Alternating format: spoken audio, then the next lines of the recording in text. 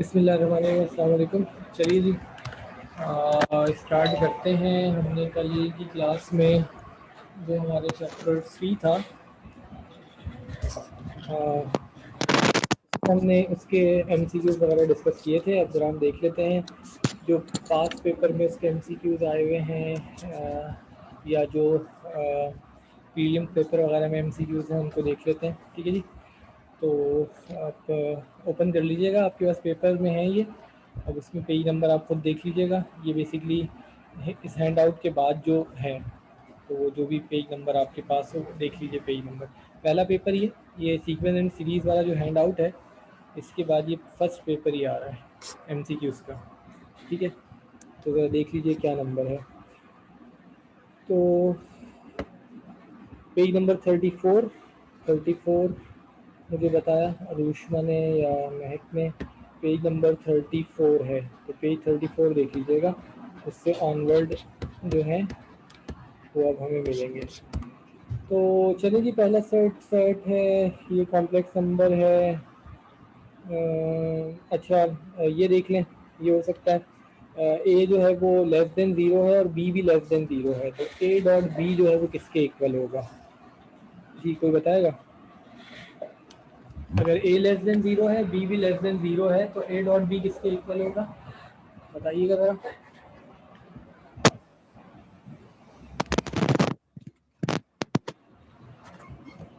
ठीक, कोई आंसर देना चाहे तो रूट ए बी के इक्वल होगा।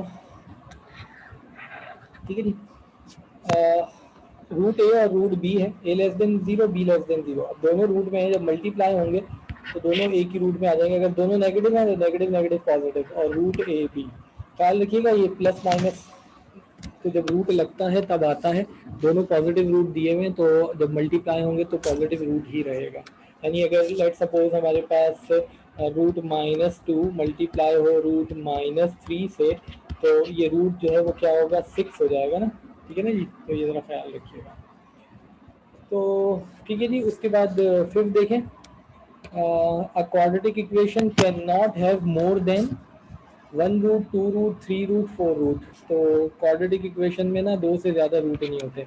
मैक्सिमम क्वाड्रेटिक इक्वेशन में 2 रूट्स मिलते हैं। ठीक है जी, अरुष्मा कह रही हैं बी होगा, बिल्कुल सही कह रही हैं। सा का डिस्टर्बेंस हो रही है। ठीक है जी, one complex cube root of unity, one complex cube root of unity जो है वो ओमेगा है। One complex cube root of unity omega है, देन अदर इज, तो दूसरी क्या होगी? ओमेगा तो दे दी, माइनस ओमेगा भी नहीं होती, ओमेगा क्यूब 1 होती है, और ओमेगा स्क्वायर। देखें, complex cube root of unity जो है ना वो 2 है। 1 की क्यूब रूट 3 है, 1 है, ओमेगा है और ओमेगा स्क्वायर है। 1 के जो क्यूब रूट है हमने लिखा था वो है 1 ओमेगा और ओमेगा स्क्वायर। ये रियल रूट है, ये दोनों कॉम्प्लेक्स रूट हैं। ये दोनों जो है वो कॉम्प्लेक्स रूट हैं, और 1 जो है वो क्या है, 1 जो है वो रियल रूट है। 1 रियल है और वो दोनों कॉम्प्लेक्स हैं। अब वो कह रहे हैं कि एक complex cube root of unity तो ओमेगा है, दूसरा ओमेगा स्क्वायर होता है। ये तो ओमेगा लिखा है, ये भी नहीं है, -1 ये भी नहीं है, ओमेगा क्यूब 1 होता है, ये भी नहीं है। बेसिकली ये है, ये कैसे है? बेसिकली हम ओमेगा को 1 ओवर ओमेगा को ओमेगा स्क्वायर लिख सकते हैं ना। ये देखें, अगर 1 ओवर ओमेगा है तो इसको multiply and divided by omega square करते हैं। हमने बात की थी वैसे। तो देखिए ऊपर क्या आएगा, ऊपर हमारे पास जो है वो ओमेगा स्क्वायर आएगा, नीचे क्या है, नीचे है omega cube. So omega square over omega cube 1 है, तो ये ओमेगा स्क्वायर बचेगा। तो ओमेगा स्क्वायर को 1 ओवर ओमेगा भी लिखा जा सकता है। तो एक क्यूब रूट ऑफ यूनिटी अगर ओमेगा है, complex cube root of unity, तो दूसरी ओमेगा स्क्वायर होगी। और ओमेगा स्क्वायर को लिखने का एक तरीका ये भी होता है कि उसे आप 1 ओवर ओमेगा लिख दें। तो दिस इज 1 ओवर ओमेगा। ठीक है जी, ये तो मैट्रिसेस है, इसको छोड़ दें।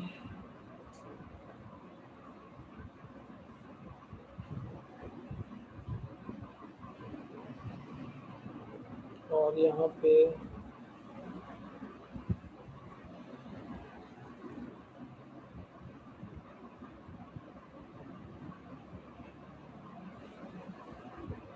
ठीक है, और नहीं है। चलिए अगले उसमें चलते हैं। थर्ड देखिएगा, फाइंड द वैल्यू ऑफ के की वैल्यू फाइंड करनी है if one root of this equation is zero. अगर इस इक्वेशन का एक रूट जीरो हो जाए तो के किसके इक्वल होगा। अच्छा, अगर इस इक्वेशन का एक रूट जीरो हो जाए तो के किसके इक्वल होगा, तो कैसे पता चलेगा। एक रूट अगर हमारे पास जीरो है तो उसके लिए हमारे पास देखें होता ही है कि सम ऑफ रूट और प्रोडक्ट ऑफ रूट। तो यहाँ देखिएगा सम ऑफ रूट, जो हमारे पास रूट्स का सम है वो बराबर होता है अल्फा प्लस बीटा के, वो इक्वल होता है माइनस बी ओवर ए। अब अगर एक रूट को हम जीरो रख दें, अल्फा को जीरो रखें कोई फायदा नहीं, बीटा नहीं पता, बीटा को जीरो रखें कोई फायदा नहीं, अल्फा नहीं पता। अच्छा, उसके साथ साथ हमारे पास होता है product of root.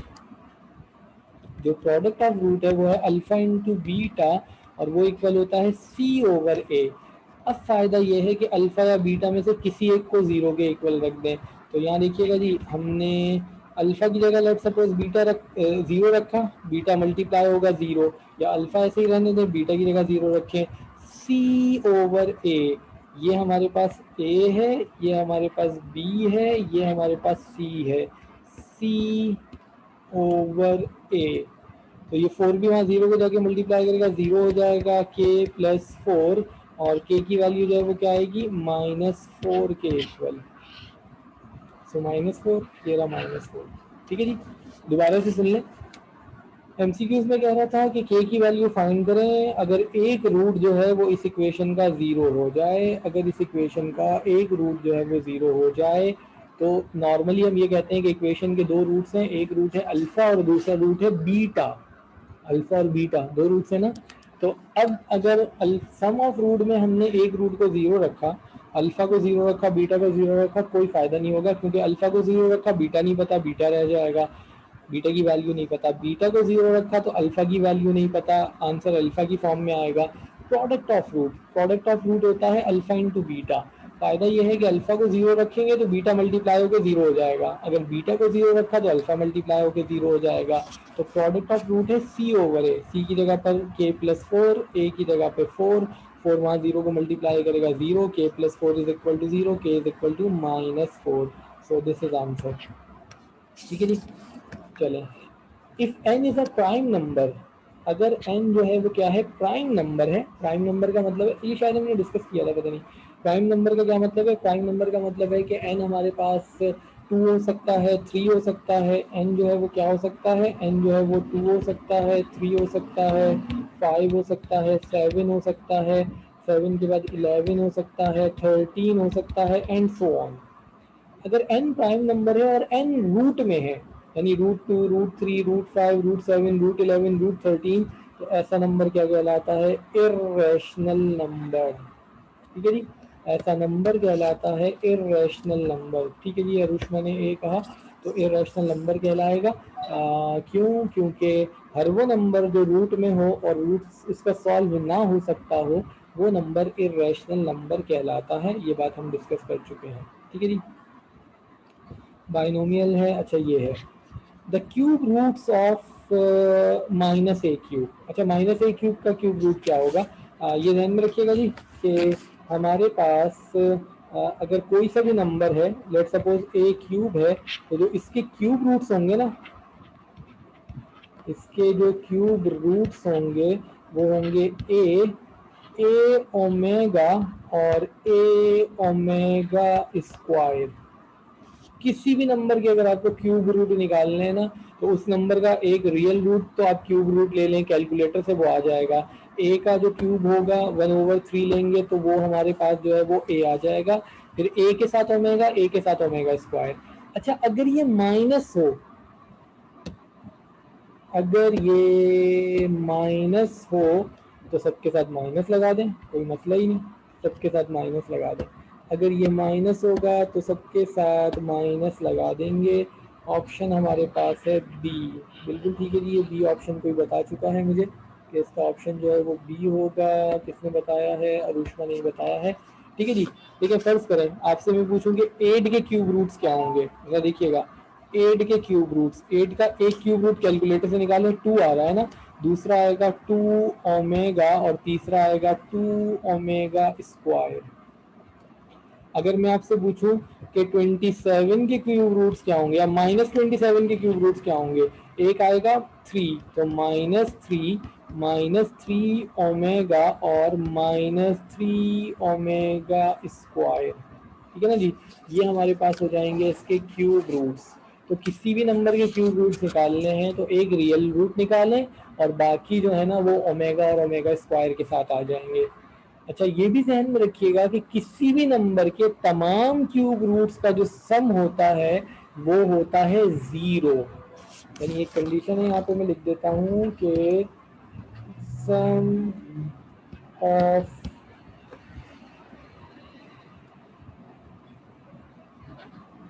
All cube roots of any number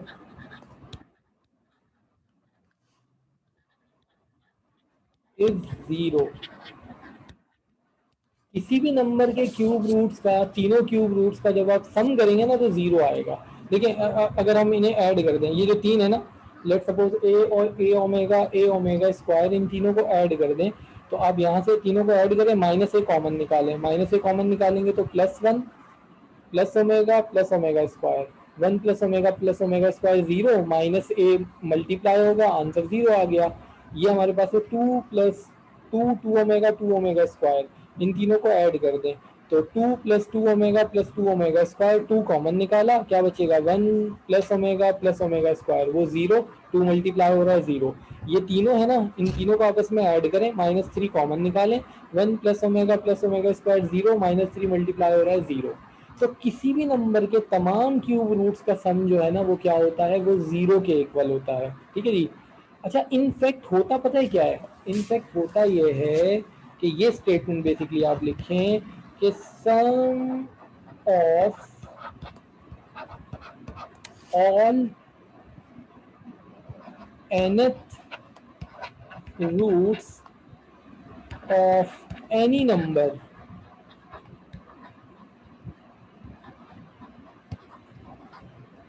is 0।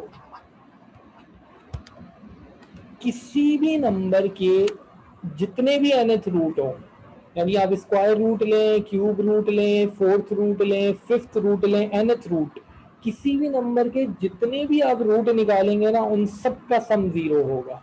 ये ध्यान में आपने रखना है, किसी भी नंबर के जितने रूट्स होंगे आप जो निकालेंगे उसका जो सम होगा वो 0 के इक्वल आएगा।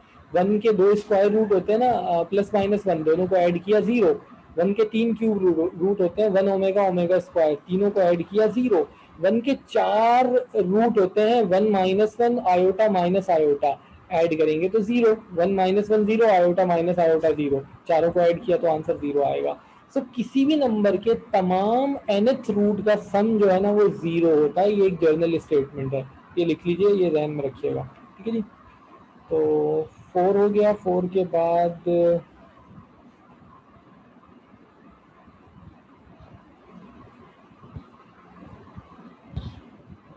4 के बाद नहीं है।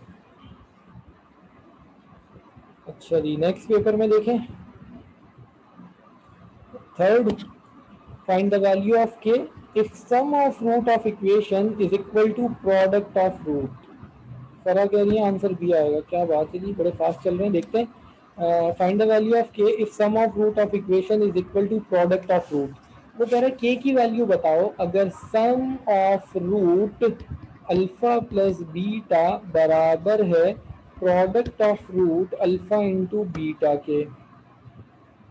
7 है, पिछले पेपर में 12 है, पता नहीं क्या है, बाद में देखते हैं, चलो अभी इसको जरा देख लें।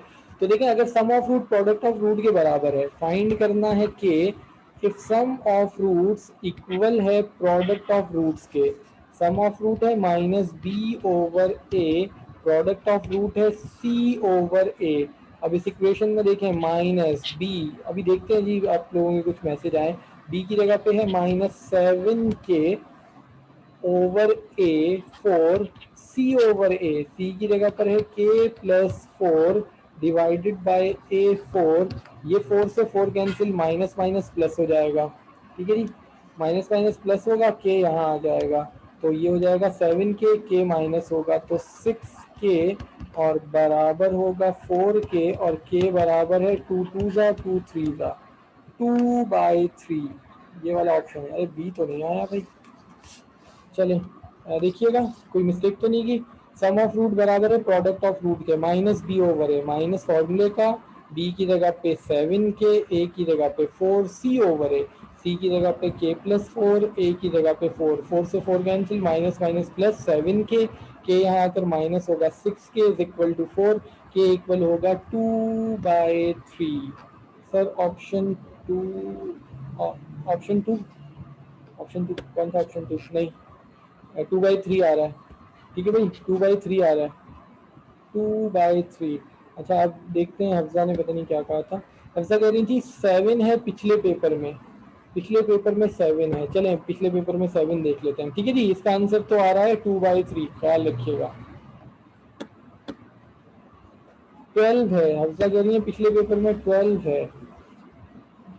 अच्छा नहीं 12 तो एपी का है अरिथमेटिक प्रोग्रेशन। गलती से 7 लिख दिया नहीं 12 भी नहीं है भाई 12 एपी का है। ये देखें अरिथमेटिक प्रोग्रेशन एपी। चलिए ठीक है ना जी। सम ऑफ रूट बराबर है प्रोडक्ट ऑफ रूट के दोनों को इक्वल रखा। इक्वल रखने पे जब हमने इसे सॉल्व किया तो k की वैल्यू आ गई 2/3। चौथा देखिएगा if n is greater than 1 n 1 से ग्रेटर है and is not a prime और वो प्राइम नहीं है 1 से ग्रेटर है प्राइम नहीं है तो इसका मतलब है वो क्या होगा। ये बात हम पहले भी कर चुके हैं वो कॉम्पोजिट होगा। 1 से बड़ा है प्राइम नहीं है तो n जो है वो कॉम्पोजिट होगा। क्यों क्योंकि देखिए नंबर होगा 2 3 4 5 6 7 8 9 10। अब 2 जो है वो प्राइम नंबर है 3 प्राइम नंबर है 4 कॉम्पोजिट नंबर है 5 प्राइम है 6 कॉम्पोजिट है 7 प्राइम है 8 कॉम्पोजिट है 9 कॉम्पोजिट है 10 कॉम्पोजिट है। तो अगर नंबर प्राइम नहीं है तो नंबर कॉम्पोजिट है और 1 जो है वो ना प्राइम है और ना जो है वो क्या है 1 जो है वो ना प्राइम है ना कॉम्पोजिट नंबर है। ठीक है ना जी। उसके बाद ये नहीं है ये भी नहीं है ये मल्टीप्लिकेशन ये भी नहीं है ये भी नहीं है। ये देखें 14 sum of all fourth root of unity. 1 के चारों जो रूट हैं उनका सम क्या होगा। किसी भी नंबर के जितने भी nth रूट है ना उन सबका सम 0 होगा। वैसे 1 के जो रूट हैं वो अभी हमने लिखे थे अरुष्मा कह रही है 0 होगा बिल्कुल ठीक है। 1 के जो रूट हैं वो क्या होते हैं 1 के फोर्थ रूट होते हैं 1 -1 और आयोटा माइनस आयोटा। अब चारों को अगर ऐड करेंगे तो 0 आएगा बट हमने जर्नल स्टेटमेंट लिखी थी कि किसी भी नंबर के जितने भी रूट्स निकालेंगे ना तो उन तमाम रूट्स का सम जो है वो 0 होगा। ठीक है ना जी। जर्नल स्टेटमेंट है 5th रूट हो 6th रूट हो 7th रूट हो तमाम रूट्स को जब सम लेंगे ना किसी भी नंबर के तमाम रूट्स का जो सम होगा वो हमेशा 0 ही होगा। आगे चलते हैं जी। Third if b square minus 4ac is less than 0 so if b square minus 4ac is negative तो complex root is equal to 0 होता तो इक्वल रूट्स अगर इज इक्वल टू 0 होता तो इक्वल रूट हो जाते। अगर d ग्रेटर देन 0 होता तो रियल रूट हो जाते। d जो है वो लेस देन 0 है तो कॉम्प्लेक्स रूट और अगर d परफेक्ट स्क्वायर हो तो रैशनल रूट्स। सही ना जी हमने कहा था ये ध्यान में रखिएगा। अगर d जो है वो परफेक्ट स्क्वायर होगा तो उस सूरत में रैशनल रूट्स। तो ये 4 कंडीशन ध्यान में रखिएगा। चलिए जी चौथा if roots of this equation vanish तो k क्या होगा। अगर इस इक्वेशन के रूट्स वैनिश हो जाए सॉरी वैनिशिंग रूट्स की कंडीशन क्या थी b is equal to c is equal to 0 b is equal to 0 c is equal to 0। अच्छा b तो 4 है 4 is equal to 0 4 is not equal to 0। c है 5 plus k so c is equal to 0 का मतलब है 5 plus k is equal to 0 so k की value क्या आएगी -5। ठीक है जी किसी का मैसेज भी आ गया k की वैल्यू है -5। अरुष्मा कह रही है -5 बिल्कुल ठीक है जी इसकी वैल्यू है -5। उसके बाद फिफ्थ देख लें। फिफ्थ है, अगर 2 की पावर, ऊष्मा कह रही है उसका आंसर भी बी होगा, देख लेते हैं जी। 2 की power 4x plus 2 is equal to 1 है, तो देखें 2 की power 4x plus 2 is equal to 1, 1 को लिख देते हैं 2 की पावर 0, 1 को लिखा 2 की power 0, basis same power same, 4x plus 2 is equal to 0, so x equal होगा 2 वहां जाके माइनस होगा और 4 वहां जाके डिवाइड करेगा, सो -1/2, बिल्कुल सही कहा जी। The cube root of -27, cube root of -27 is -3 omega -3 omega square, ऐसे ही है ना, बिल्कुल ऐसे ही है।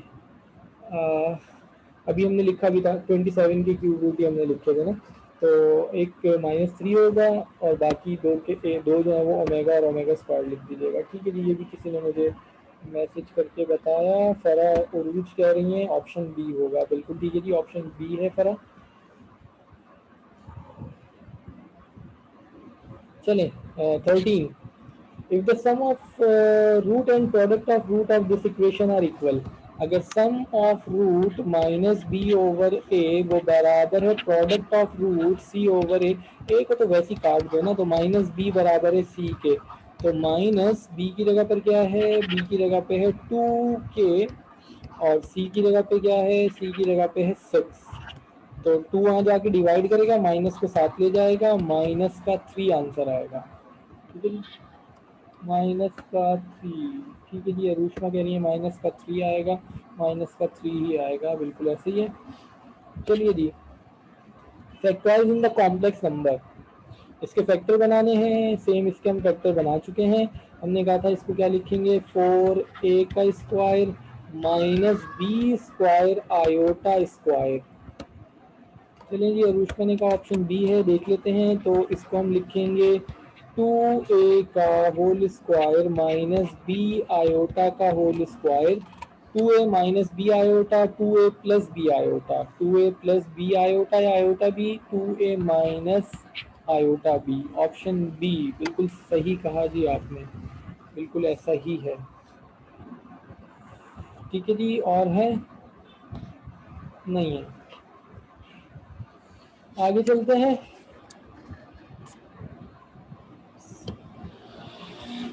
थर्ड वन, 4 की पावर 1 प्लस एक्स प्लस 4 की power 1 minus x is called reciprocal equation, exponential, radical, none of these. Exponential equation, देखिए हर वो इक्वेशन जिसमें पावर वेरिएबल में होगा ना वो एक्सपोनेंशियल इक्वेशन कहलाएगी, हर वो इक्वेशन जिसमें पावर वेरिएबल में होगा वो एक्सपोनेंशियल इक्वेशन कहलाएगी। बेसिकली देखें होता ऐसा है कि यहाँ देखिएगा, यही थोड़ा सा लिखते हैं, कुछ इक्वेशन लिखते हैं, ये देखें, सपोज हमारे पास एक इक्वेशन है x plus 1/x is equal to 0, एक इक्वेशन लेट सपोज हमारे पास है एक्स प्लस 1/x माइनस 1 और x minus 1/x plus 1 is equal to 1, 1 लिखें 0 लिखें जो मर्जी है लिखें, ठीक है जी। लेट सपोज हमारे पास एक इक्वेशन है कि x plus 1/x is equal to 0 1 whatever जो भी लिख दें, ठीक है जी। हम यहाँ पर लिख देते हैं 2 की पावर x प्लस 1/2 की power x is equal to 1, ठीक है जी। या हम यहाँ पर लिख देते हैं 2 की पावर x प्लस 2 की power x minus 1 is equal to suppose 1। अब ये हमने कुछ इक्वेशन लिख दी, ठीक है। ये जो पहली इक्वेशन है ना, ये इक्वेशन कहलाएगी रेसिप्रोकल इक्वेशन।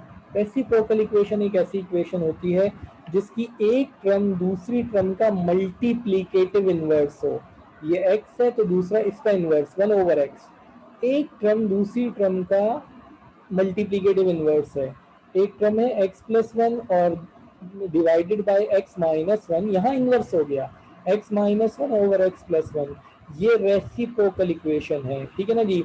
अब देखें ये दोनों इक्वेशन जो हैं ये कहलाएंगी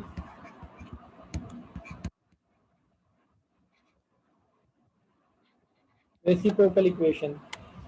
अच्छा है ये भी रेसिप्रोकल इक्वेशन, एक टर्म x है और दूसरी टर्म 1/x है ये भी रेसिप्रोकल इक्वेशन, मगर चूंकि इनमें रूट लगा हुआ है तो रेसिप्रोकल, मगर पर्टिकुलरली रूट वाली है तो हम ये कहेंगे कि ये है रेडिकल इक्वेशन।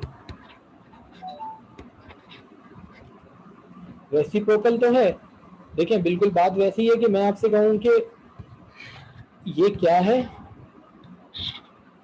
आप कहें ये ट्राइंगल है, मैं कहूँ हाँ मगर ये क्या है, आप कहें ये ट्राइंगल है, इसकी 3 साइड है, ट्राइंगल है, बिल्कुल ठीक है जी 3 साइड ट्राइंगल है। नहीं देखिए इस ट्राइंगल का एक पर्टिकुलर नाम है कि ये राइट एंगल ट्राइंगल है, ये राइट ट्राइंगल है। अब आप अगर यही कहते हैं नहीं नहीं सर ये ट्राइंगल है, 3 साइड से ट्राइंगल है, भाई सही है 3 साइड से ट्राइंगल तो है, मगर इसको हम कहेंगे ये राइट एंगल ट्राइंगल है। अगर हम ये कहें कि ये क्या है, आप कहें ये ट्राइंगल है, अब मैं इस तरह कह रहा हूँ ठीक है ये ट्राइंगल है मगर तीनों साइड्स बराबर हैं, तो फिर ये आइसोसेलेस इक्विलेटरल ट्राइंगल है, ठीक है जी, फिर ये इक्विलेटरल ट्राइंगल कहलाएगा। तो ख्याल रखिएगा ट्राइंगल तो है। अब ये तीसरी इक्वेशन जो है ये रेसिप्रोकल इक्वेशन तो है, मगर ये रेसिप्रोकल में भी एक जो है वो उसकी एक अलग से फॉर्म है कि ये रेडिकल इक्वेशन है। अच्छा अब ये इक्वेशन देखें, ये इक्वेशन भी रेसिप्रोकल इक्वेशन है, ठीक है जी, ये इक्वेशन भी रेसिप्रोकल है, एक टर्म दूसरी टर्म का मल्टीप्लिकेटिव इनवर्स है, मगर वेरिएबल पावर में है। अगर वेरिएबल पावर में है तो ये इक्वेशन कहलाएगी एक्सपोनेंशियल इक्वेशन, वेरिएबल पावर में है तो वो इक्वेशन कहलाएगी एक्सपोनेंशियल इक्वेशन, ठीक है ना जी। इन जर्नल तो इक्वेशन है, ये इक्वेशन एक है, अलजेब्रिक इक्वेशन है, ठीक है अलजेब्रिक इक्वेशन है, ये रेसिप्रोकल इक्वेशन है, ठीक है रेसिप्रोकल इक्वेशन है, मगर ये एक्सपोनेंशियल इक्वेशन कहलाएगी। क्यों?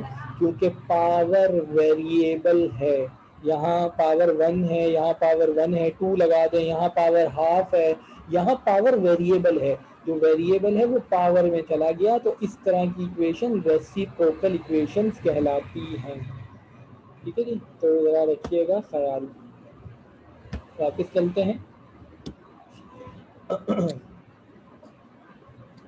क्या हुआ, शेयर नहीं किया हमने, वही शेयर नहीं हुआ, अच्छा चले। तो पावर वेरिएबल है जनाब, तो ये एक्सपोनेंशियल इक्वेशन कहलाएगी। ये रेसिप्रोकल इक्वेशन तो है वैसे, क्योंकि ये है 4 और x अलग कर दें तो 4 इंटू 4 की पावर x, और ये है 4/4 की पावर x, रेसिप्रोकल बनाई जा सकती है, ठीक है जी, और 4 से मल्टीप्लाई डिवाइड करके, मगर ये एक्सपोनेंशियल इक्वेशन है क्योंकि पावर वेरिएबल में है, रेडिकल नहीं है। ये अरिथमेटिक मीन है,